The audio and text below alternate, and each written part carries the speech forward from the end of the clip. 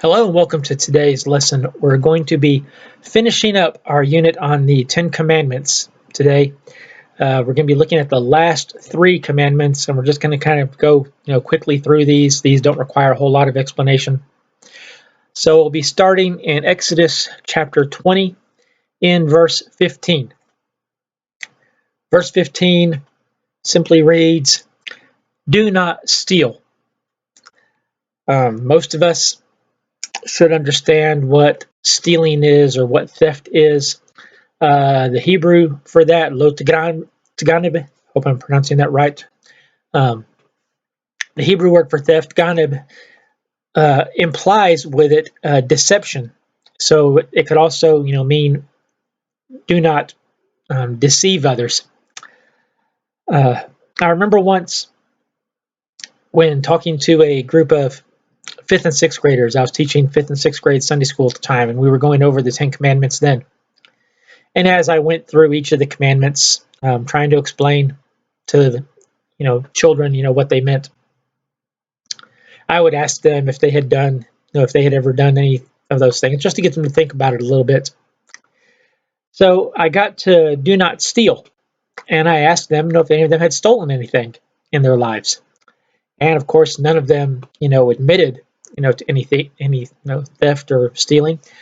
Because most of us, when we think about stealing, we think about taking material possessions. We're thinking about taking something from someone else that is not rightfully ours. But then I asked the kids, I said, okay, have any of you ever cheated in school? And some of them got kind of guilty looks on their face, and they looked up at me and said, well, what does that have to do with it? And I said, well, if you looked on someone else's paper to get an answer, then you stole information from somebody else that you did not have. So stealing can actually mean a little more, than we think it is. Stealing is anytime we take anything that is not rightfully ours without the permission of the owner. Anytime we take anything that doesn't belong to us could be considered theft. And there's all kinds of things that could, fall into that category. So I think that's just a real simple, command. Don't steal. If it's not yours, don't take it. And that can also, even go to such things as taking credit for things that you did not do or that you had a small part in, only a small part in.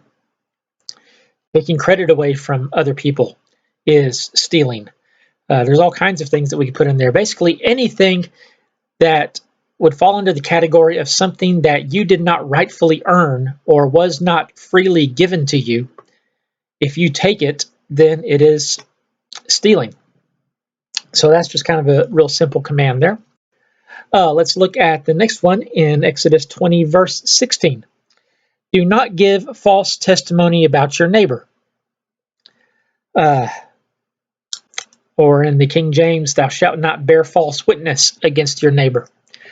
The Hebrew here literally means, or is literally talking about in a legal setting. It's talking about giving testimony in a legal setting. We all know that when we are called as a witness in a legal trial, in a criminal or civil trial, we take an oath to tell the truth. And so this command on the surface would just seem, to mean that, that when we're giving testimony, we should not, tell something that's not the truth. But the command, I think, actually goes farther than that. I think this is kind of a command against lying in general. Now, we need to talk about, what this actually, means here. First of all, we need to look at what constitutes lying. What is actually the definition of a lie? I had somebody that I was in an online discussion with. He was reading an article that I had written, and he accused me of lying throughout the article. I don't remember exactly what it was about. It was, an article I'd written giving my religious viewpoint on something, and he just accused me of lying all the way through it. And I told him, I said, well, I don't believe I'm lying in it, because everything that I wrote is what I honestly believe to be the truth. And he answered back. I said, so I may be, I may be sincerely deluded in your mind, but I'm not lying. Well, he answered back, untruth equals lie. So I responded to him. I said, okay, so does that mean then that anytime when you were in school, if your teacher asked you a question and you gave a wrong answer, that meant you were lying to your teacher? And I never heard back from this guy. Apparently he realized, what the difference, there is a difference between lying and saying something that is not true. First of all, I believe for it to be a lie, you have to know it is not the truth. So in talking about, false testimony against your neighbor, don't say anything against anybody else that you know is not true. There's actually a word for that in legalese. That word is slander. Anytime you say anything, especially if you say anything bad about somebody, that is not true. Well, the other thing then we need to look at is, when is lying a sin? Is it always a sin to tell a lie about somebody else? What if I'm planning a surprise party for somebody and I know it is something that they would enjoy? I know I'm not doing it to be mean to them or anything. I sincerely have good intentions for doing it, but that means I've got to keep it a secret from them. And somewhere along the way, they tend to get an inkling about it, and they ask me if I'm doing that. Should I ruin the surprise by telling the truth, or would it be okay to say, what we often call a little white lie, something that's not intended to harm anyone else? And I think that's the main thing there. I don't necessarily believe it is always a sin to tell a lie. Remember, God judges intentions. Is our intention to hurt the other person, to cause damage to the other person, to deceive the other person in a malicious way, or even in a selfish way sometimes? Maybe it won't actually hurt the other person, but we're just doing it out of a selfish reason. I believe that also could be considered sinful then. Or if we're lying, like the example I gave, because we want to do something good for the person, we just don't want them to know about it yet, or something like that. So I don't think, lying is a sin in and of itself. I believe it becomes a sin if we are doing it for a selfish reason, such as telling a lie to stay out of trouble when we need to actually own up to things that we have done. Or I believe, lying is bad. It's a sin when we're doing it in order to hurt someone else in any kind of way, physical, mental, emotional, or even to damage reputation or anything like that. Telling lies about someone else in order to hurt their reputation, I believe, certainly, is a sin. Which brings me then to the subject of gossip. There's an old comedy routine where a man gets a phone call from God. And in the course of the conversation with God, of course, when you listen to it, you're only hearing his side of the conversation. But he says, "No, Lord, we don't gossip about our neighbors at all. Everything we say, about our neighbors is the truth." And then later on, he says, "No," he says, "I'm not going to, go on, talking about my neighbors, even if they ain't no good."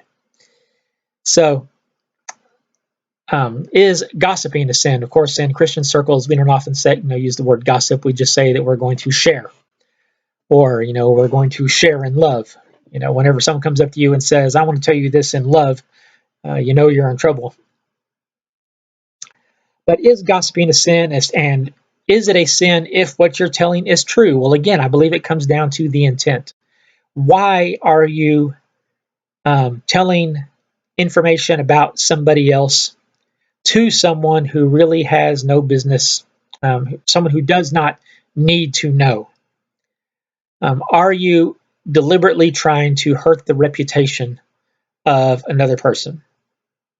Are you trying to cause physical, mental, or emotional harm to that other person. And I think that's, what the problem is. And sometimes we may not necessarily be thinking that that's what we're doing, but it can come to that. If I'm saying something bad about somebody else, unless I'm saying it to try to help them, unless I'm trying to, help that person improve, then I believe that's just, wrong. It's just something that, should not be done. One more thing on the subject of lying. Is it a lie is it a sin to not say anything at times? Sometimes people will ask you a question and you can say, well, if I don't answer at all, then I'm not lying. Well, there's a reason why in courts, when you're called as a witness, that they make you swear to tell the truth, the whole truth, and nothing but the truth. What you're swearing is that you will tell the truth. That is, everything that you say will be true.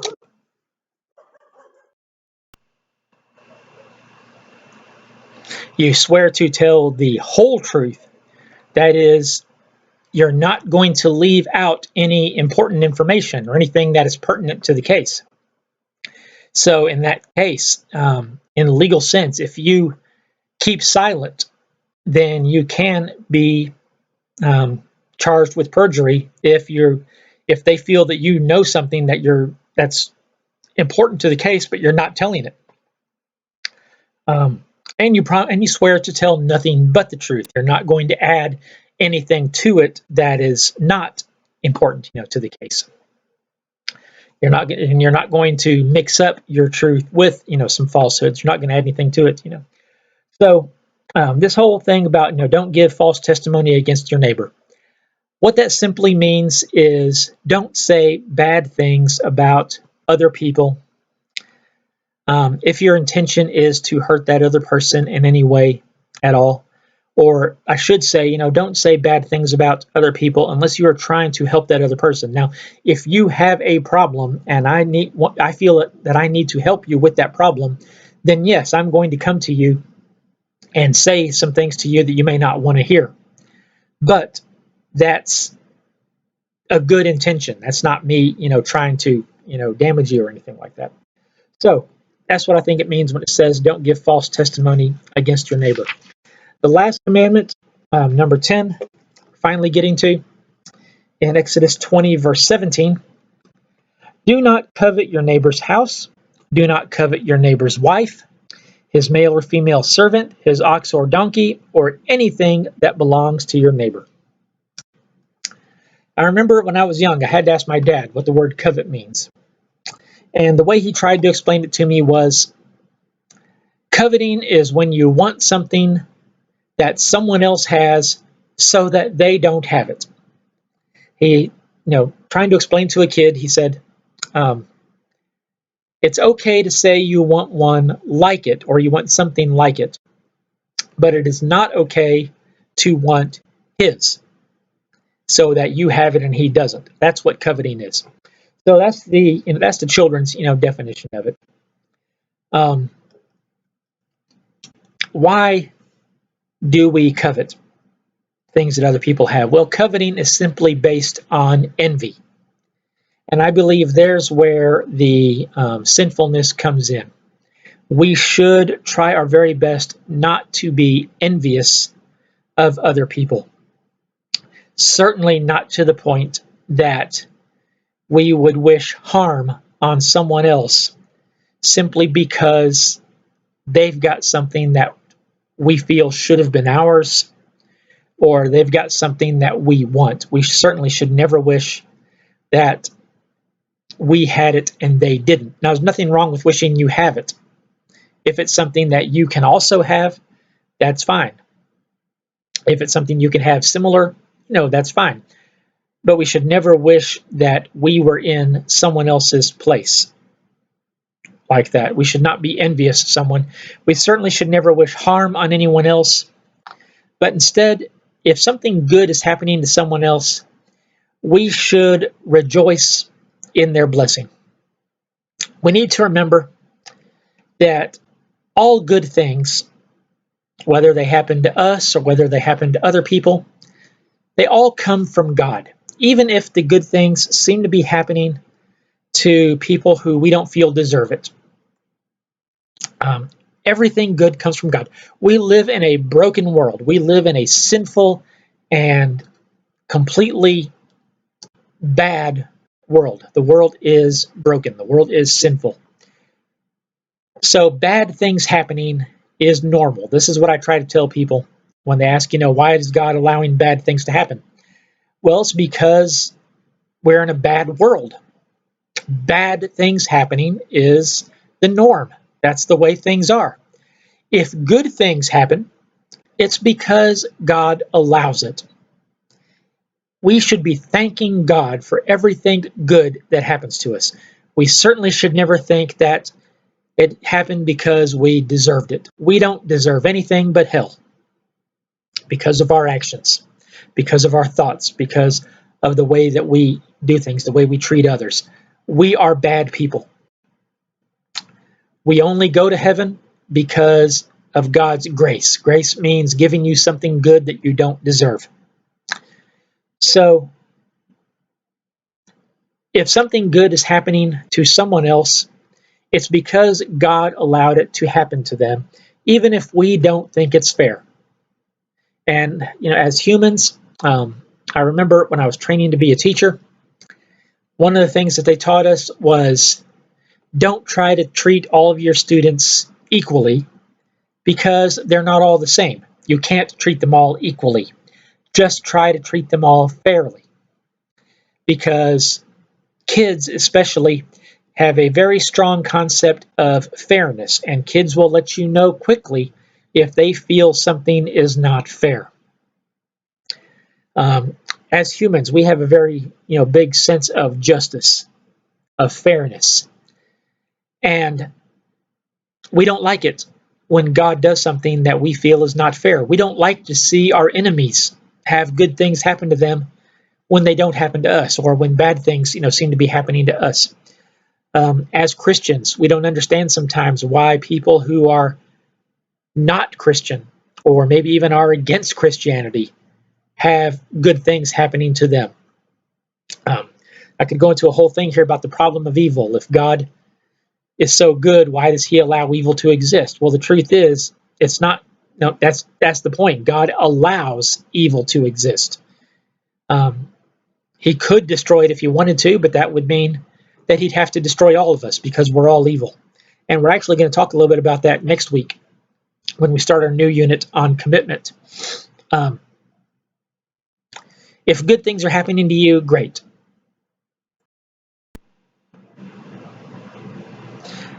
If bad things are happening to you, I'm sorry. I pray that they get better. But don't let it lead you to where you wish harm on someone else because of it. We should always only want the best for every other person. Now, in a couple of these, we talked about, bearing false witness against your neighbor. And here it says, don't covet things that belong to your neighbor. Well, what if it's not our neighbor? Well, if Jesus taught us anything, it's that everyone is our neighbor. Any other person in the world is considered our neighbor. So we should never wish harm to anyone else. And